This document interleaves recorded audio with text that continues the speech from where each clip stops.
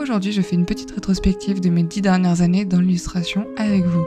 En 2015, je suis en deuxième année d'école d'art et je me spécialise dans le graphisme. En fait, j'ai pas loin de 3 heures par semaine pendant 2 ans en illustration.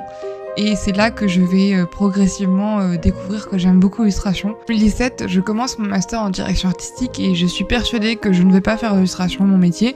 Mais j'aime beaucoup ça et je décide de faire une illustration par jour pour le challenge. Et c'est à ce moment-là que je commençais à produire énormément. Alors au début, je sais pas trop ce que je veux dire, donc c'est plus des recherches de composition et je fais des choses que je trouve esthétiques, mais où j'essaye pas encore de dire quelque chose de vraiment profond au niveau narratif.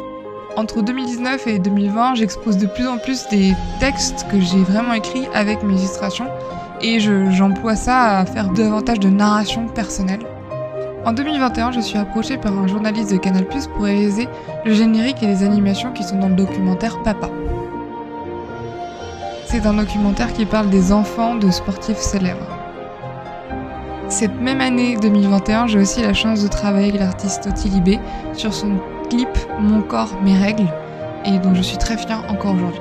Après ça, dans mon travail personnel, je me suis beaucoup intéressée aux sorcières, à l'astrologie. En 2022, je commence à faire des BD beaucoup plus autobiographiques où je prends des questionnements que j'ai dans la vie de tous les jours ou des problématiques que je vis vraiment et je les pose du coup en BD.